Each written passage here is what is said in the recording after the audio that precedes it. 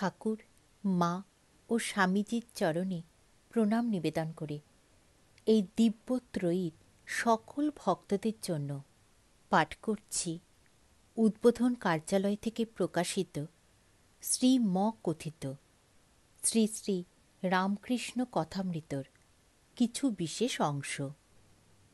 আজ পাঠ করব ঠাকুর শ্রী রামকৃষ্ণ দক্ষিণেশ্বরে নরেন্দ্রাদি অন্তরঙ্গ ও অন্যান্য ভক্ত সঙ্গে পর্বের ষষ্ঠ পরিচ্ছেদ।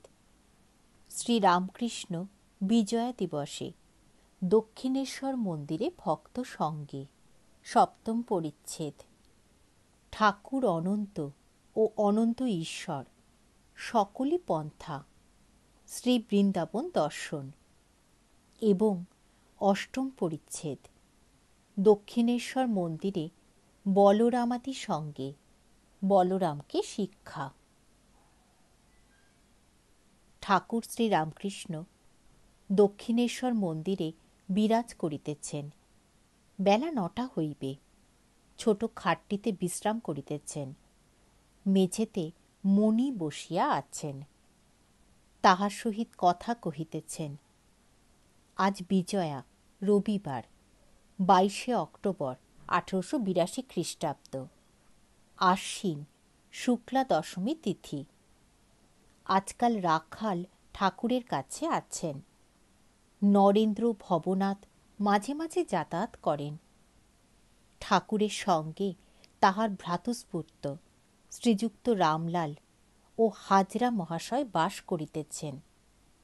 রাম, মনমোহন, সুরেশ, মাস্টার, বলরাম ইহারাও প্রায় প্রতি সপ্তাহে ঠাকুরকে দর্শন করিয়া যান। বাবুরাম সবে 2-1বার দর্শন করিয়াছেন। শ্রীরামকৃষ্ণ: তোমার পূজার ছুটি হয়েছে?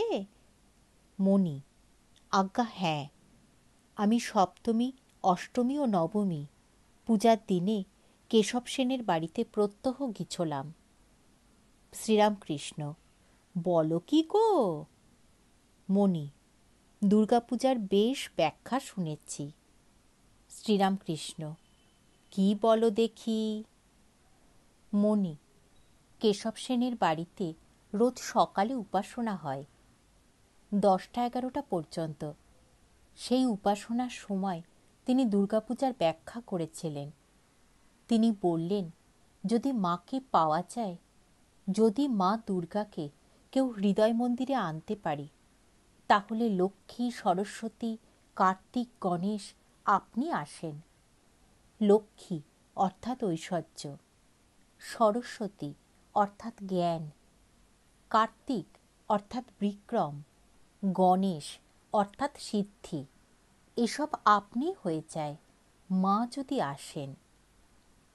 শ্রীযুক্ত ঠাকুর সকল বিবরণ শুনিলেন ও মাঝে মাঝে কেশবের উপাসনা সম্বন্ধে প্রশ্ন করিতে লাগিলেন।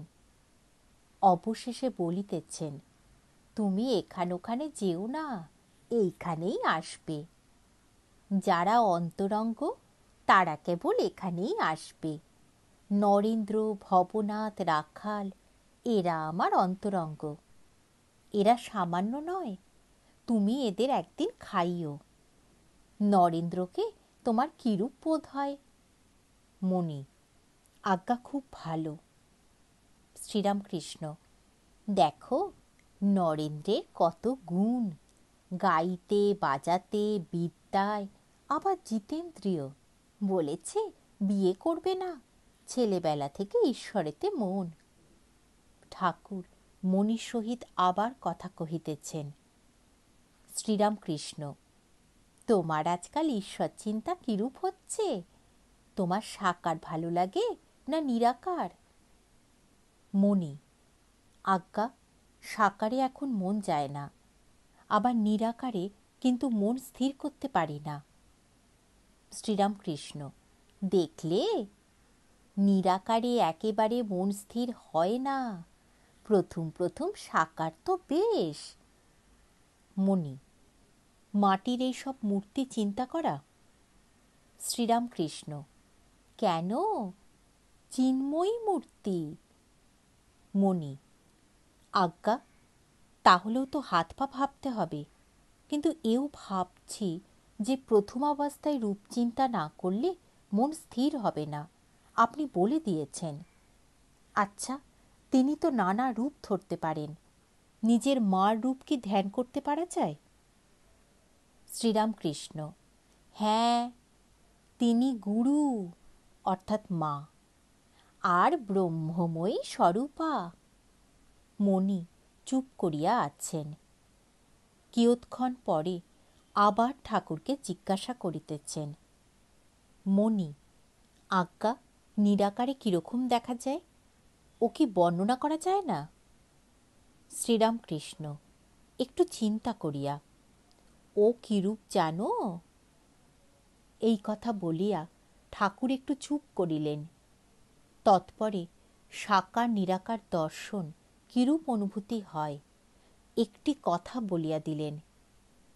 আবার ঠাকুর চুপ করিয়া আছেন। শ্রীরামকৃষ্ণ: কি জানো, এটি ঠিক বুঝতে সাধন চাই।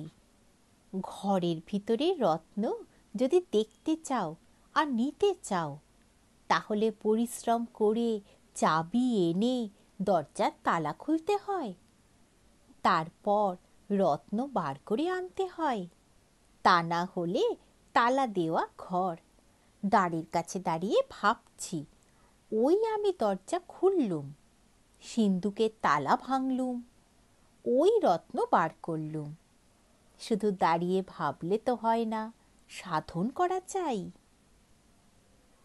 শ্রীরামকৃষ্ণ: জ্ঞানীরা নিরাকার চিন্তা করে, তারা অবতার মানে না। অর্জুন শ্রীকৃষ্ণকে স্তব করছেন, তুমি পূর্ণ ব্রহ্ম। কৃষ্ণ অর্জুনকে বললেন, আমি পূর্ণ ব্রহ্ম কিনা দেখতে এসো। এই বলে একটা জায়গায় নিয়ে গিয়ে বললেন, তুমি কি দেখছ? অর্জুন বললে, আমি এক বৃহৎ গাছ দেখছি, তাতে থলো থলো কালো জামের মতো ফল ফুলে রয়েছে। কৃষ্ণ বললেন, আরও কাছে এসে দেখো দেখি, ও থলো থলো ফল নয়, থলো থলো কৃষ্ণ অসংখ্য ফুলে রয়েছে, আমার মতো। অর্থাৎ সেই পূর্ণ ব্রহ্মরূপ বৃক্ষ থেকে অসংখ্য অবতার হচ্ছে যাচ্ছে। কবির দাসের নিরাকারের উপর খুব ঝোঁক ছিল। কৃষ্ণের কথায় কবির দাস বলতো, ওকে কি ভজবো? গোপীরা হাততালি দিত আর উনি বানর নাচ নাচতেন। সহাস্যে: আমি সাকারবাদীর কাছে সাকার, আবার নিরাকারবাদীর কাছে নিরাকার। মণি সহাস্যে: যার কথা হচ্ছে তিনিও যেমন অনন্ত অর্থাৎ ঈশ্বর, আপনিও তেমনি অনন্ত, আপনার অন্ত পাওয়া যায় না। শ্রীরামকৃষ্ণ সহাস্যে: তুমি বুঝে ফেলেছ? কি জানো, সব ধর্ম একবার করে নিতে হয়, সব পথ দিয়ে চলে আসতে হয়। খেলার ঘুঁটি সব ঘর না পার হলে কি চিকে ওঠে? ঘুঁটি যখন চিকে ওঠে, কেউ তাকে ধরতে পারে না। মণি: আজ্ঞা হ্যাঁ। শ্রীরামকৃষ্ণ: যোগী দুই প্রকার, বহুদক আর কুটিচক। যে সাধু অনেক তীর্থ করে বেড়াচ্ছে, যার মনে এখনো শান্তি হয় নাই, তাকে বহুদক বলে। যে যোগী সব ঘুরে মন স্থির করেছে, যার শান্তি হয়ে গেছে, সে এক জায়গায় আসন করে বসে আর নড়ে না। সেই এক স্থানে বসেই তার আনন্দ, তার তীর্থে যাওয়ার কোনো প্রয়োজন করে না। যদি সে তীর্থে যায়, সে কেবল উদ্দীপনের জন্য। আমায় সব ধর্ম একবার করে নিতে হয়েছিল, হিন্দু, মুসলমান, খ্রিস্টান, আবার শাক্ত, বৈষ্ণব, বেদান্ত, এসব পথ দিয়েও আসতে হয়েছে। দেখলাম সেই এক ঈশ্বর, তার কাছেই সকলেই আসছে, ভিন্ন ভিন্ন পথ দিয়ে। তীর্থে গেলাম, তা একবার ভারী কষ্ট হতো। কাশীতে সেজবাবুদের সঙ্গে রাজাবাবুদের বৈঠকখানায় গিয়েছিলাম। সেখানে দেখি তারা বিষয়ের কথা করছে, টাকা জমি এই সব কথা। কথা শুনে আমি কাঁদতে লাগলাম। বললাম, মা, কোথায় আনলি? দক্ষিণেশ্বরে যে আমি বেশ ছিলাম। পৈরাগে দেখলাম সেই পুকুর, সেই দূর্বা, সেই গাছ, সেই তেঁতুল পাতা। কেবল তফাৎ, পশ্চিমে লোকের ভুসির মতো বাড়ছে। ঠাকুরমণির হাস্য। তবে তীর্থে উদ্দীপন হয় বটে। মথুরবাবুর সঙ্গে বৃন্দাবনে গেলাম। মথুরবাবুর বাড়ির মেয়েরাও ছিল, হৃদেও ছিল। কালীয় দমন ঘাট দেখবা মাত্রই উদ্দীপন হতো। আমি বিহ্বল হয়ে যেতাম। হৃদে আমায় যমুনার সেই ঘাটে ছেলেটির মতন নাওয়াত। যমুনার তীরে সন্ধ্যার সময় বেড়াতে যেতাম। যমুনার চড়া দিয়ে সেই সময় গোষ্ঠ হতে গরু সব ফিরে আসত। দেখবা মাত্র আমার কৃষ্ণের উদ্দীপন হলো। উন্মত্তের ন্যায় আমি দৌড়তে লাগলাম। কৃষ্ণ কই, কৃষ্ণ কই, এই বলতে বলতে পালকি করে শ্যামকুণ্ড রাধাকুণ্ডের পথে যাচ্ছি। গোবর্ধন দেখতে নামলাম। গোবর্ধন দেখবা মাত্রই একেবারে বিহ্বল। দৌড়ে গিয়ে গোবর্ধনের উপর দাঁড়িয়ে পড়লুম। আর বাহ্য শূন্য হয়ে গেলাম। তখন ব্রজবাসীরা গিয়ে আমায় নামিয়ে আনে।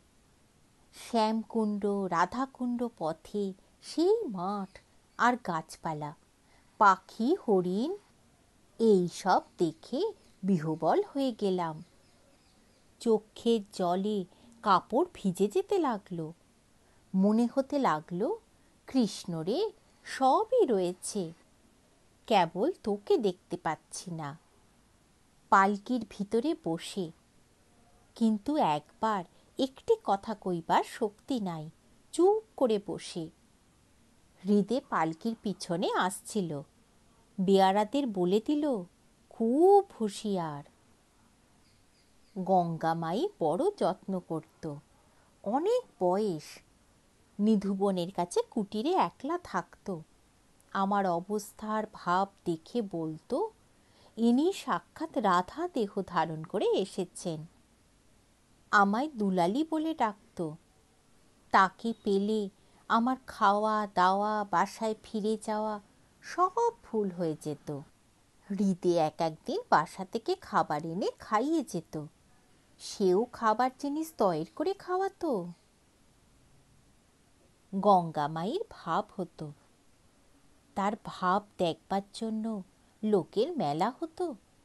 ভাবেতে একদিন হৃদের কাঁধে চড়েছিল। গঙ্গামায়ের কাছ থেকে দেশে চলে আসবার আমার ইচ্ছা ছিল না। সব ঠিকঠাক। আমি সিদ্ধ চালের ভাত খাবো। গঙ্গামায়ের বিছানা ঘরের এদিকে হবে, আমার বিছানা ওদিকে হবে, সব ঠিকঠাক। হৃদে তখন বললে, তোমার এত পেটের অসুখ কে দেখবে? গঙ্গামাই বললে, কেন, আমি দেখব, আমি সেবা করব। হৃদে এক হাত ধরে টানে আর গঙ্গামাই এক হাত ধরে টানে। এমন সময় মাকে মনে পড়ল। মা সেই একলা দক্ষিণেশ্বরে কালীবাড়ির নবতে। আর থাকা হলো না। তখন বললাম, না, আমায় যেতে হবে। বৃন্দাবনের বেশ ভাবটি। নতুন যাত্রী গেলে ব্রজবালকেরা বলতে থাকে, হরি বলো, গাঁটরি খোলো। বেলা 11টার পর ঠাকুর শ্রীরামকৃষ্ণ মা কালীর প্রসাদ গ্রহণ করিলেন। মধ্যাহ্নে একটু বিশ্রাম করিয়া বৈকালে আবার ভক্তদের সঙ্গে কথাবার্তায় কাটাইতেছেন। কেবল মধ্যে মধ্যে একবার প্রণব ধ্বনি বা হা চৈতন্য এই নাম উচ্চারণ করিতেছেন। ঠাকুরবাড়িতে সন্ধ্যার আরতি হইল। আজ বিজয়া। শ্রীরামকৃষ্ণ কালীঘরে আসিয়াছেন। মাকে প্রণামের পর ভক্তেরা তাহার পদধূলি গ্রহণ করিলেন। রামলাল মা কালীর আরতি করিয়াছেন। ঠাকুর রামলালকে সম্বোধন করিয়া বলিতেছেন, ও রাম নেলো, কই রে?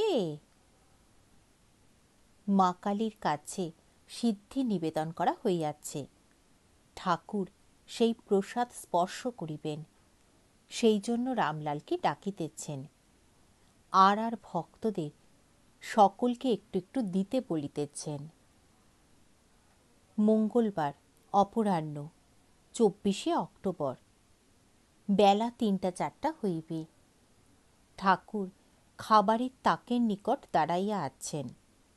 বলরাম ও মাস্টার কলিকাতা হইতে এক গাড়িতে আসিয়াছেন ও প্রণাম করিতেছেন।